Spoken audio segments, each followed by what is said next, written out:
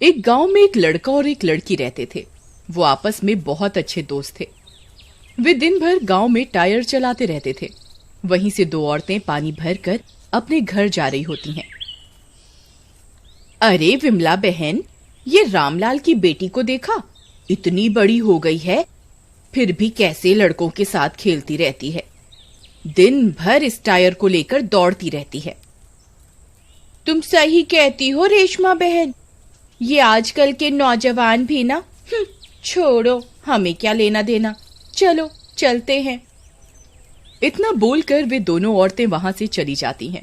फिर एक दिन रीमा और बाबू टायर चला रहे होते हैं। देखना रीमा, आज मैं उस कुएं पर तुमसे पहले पहुंचकर दिखाऊंगा। अच्छा, ऐसी बात है, तो चलो देखते हैं आज कौन कुएं पर पहले पहुंचता है। फिर वे दोनों आपस में रेस लगाने लगते हैं। कुछ ही दूर जाने पर कुछ बदमाश उनका रास्ता रोक लेते हैं। अरे भाई, ये क्या तरीका है, हटो हमारे रास्ते से। अरे मेरी छम्मा छल्लो, ये इस उम्र में कहा इस मूर्ख के साथ टायर चलाती रहती हो। भला ये भी कोई खेल हुआ है? अभी हमारे साथ भी खेलो।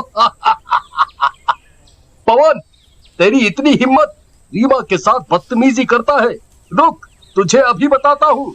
फिर बाबू जैसे ही उन लड़कों की तरफ बढ़ता है, पवन के दो दोस्त उसे पकड़ लेते हैं। ए, छोड़ो मुझे, तुम लोग हमारे साथ यूं जबरदस्ती नहीं कर सकते। छोड़ मुझे, छोड़। अब तेरा क्या होगा राम प्यारी, चल अब हम दोनों साथ में टायर चलाते हैं।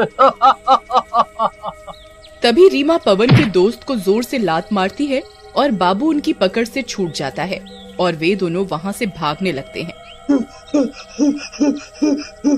जल्दी भागो रीमा, हमें जल्द से जल्द गांव पहुंचना होगा। तभी वे बदमाश भी उनका पीछा करने लगते हैं। अरे भागते कहाँ हो? आज तुम हमसे बचकर कहीं नहीं जा सकते।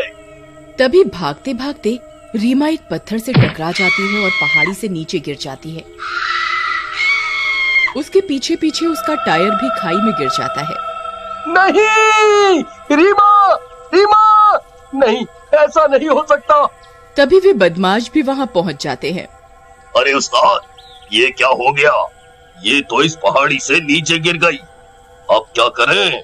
अरे भाई, अब ये कमबख्त बाबू सबको इस बारे में बता देगा। भाई, मैं जेल नहीं जाना चाहता।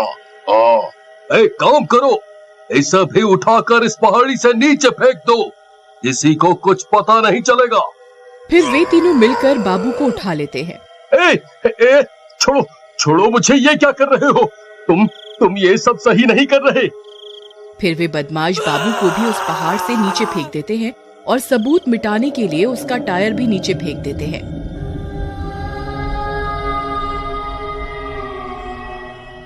और गांव लौट जाते हैं।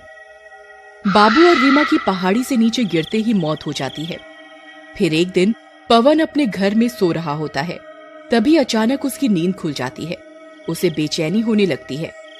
फिर वो अपनी खिड़की पर आता है। तभी वो देखता है कि एक टायर खुद ब खुद चलता हुआ उसके घर के पास आकर रुकता है। वो बहुत घबरा जाता है।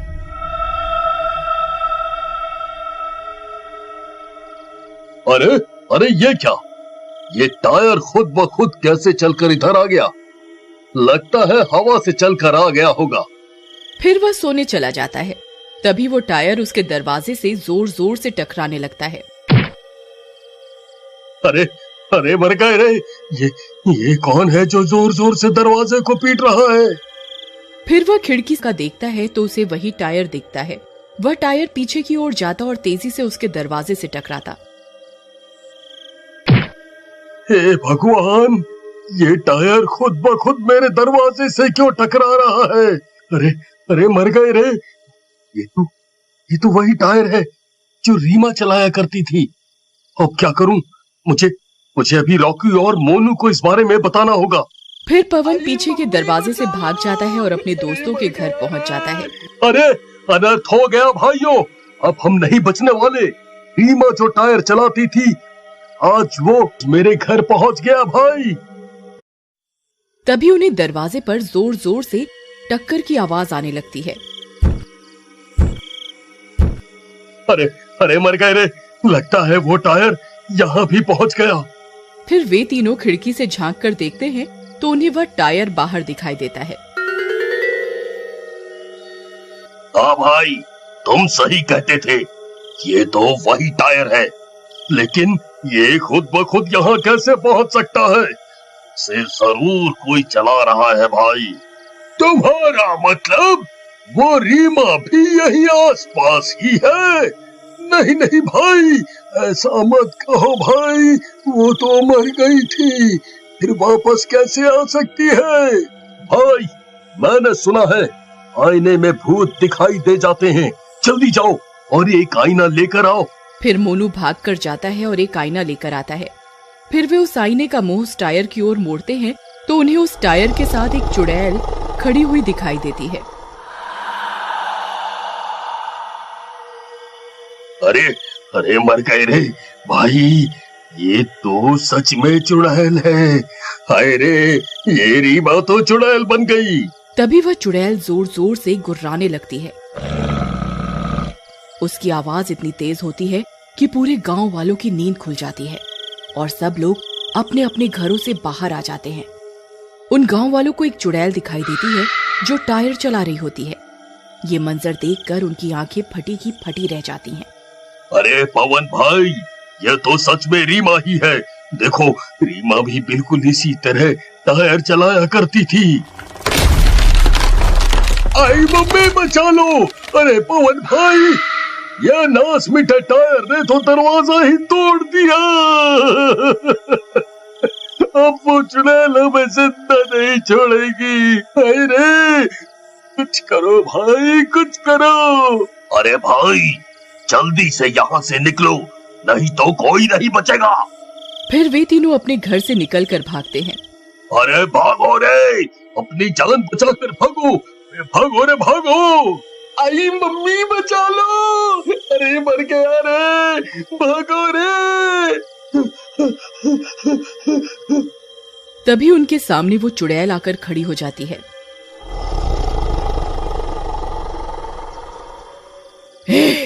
कहाँ भाग रहे हो? पहचानो मुझे। तुमने किस तरह मुझे भगाया था? तुम्हारी वजह से मैं और मेरा दोस्त पहाड़ी से नीचे गिरे थे और तुम हमें वहीं तड़पता हुआ छोड़कर वहां से भाग गए। चुड़ैल जी, हमें माफ कर दो, हमसे गलती हो गई। हमने आपको पहाड़ी से नीचे नहीं फेंका था, आप तो खुद ही भागते भागते पहाड़ी से नीचे गिर गई थी, हमें छोड़ दो। अच्छा, तो मेरा दोस्त पहाड़ी से कैसे गिरा? क्या वो भी खुद ब खुद पहाड़ी से नीचे गिरा था या तुमने उसे उठाकर नीचे फेंका था? बोलो। पवन भाई, इसे कैसे पता चल गया कि हम ही ने उसे नीचे फेंका था?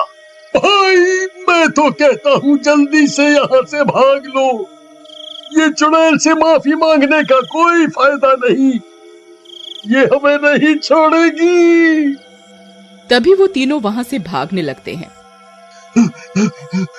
भागो रे गांव वालों, कोई हमें बचाओ, ये चुड़ैल हमारे पीछे हाथ धोकर पड़ गई है। अरे भागो रे भागो। फिर वह चुड़ैल भी टायर चलाते चलाते उनका पीछा करने लगती है। आई मम्मी, बचा लो। अरे मर गया रे। वे तीनों भागते भागते उसी पहाड़ी पर पहुंच जाते हैं। तभी वो टायर तेजी से उनकी तरफ जाता है और जोर से पवन की पीठ से टकराता है।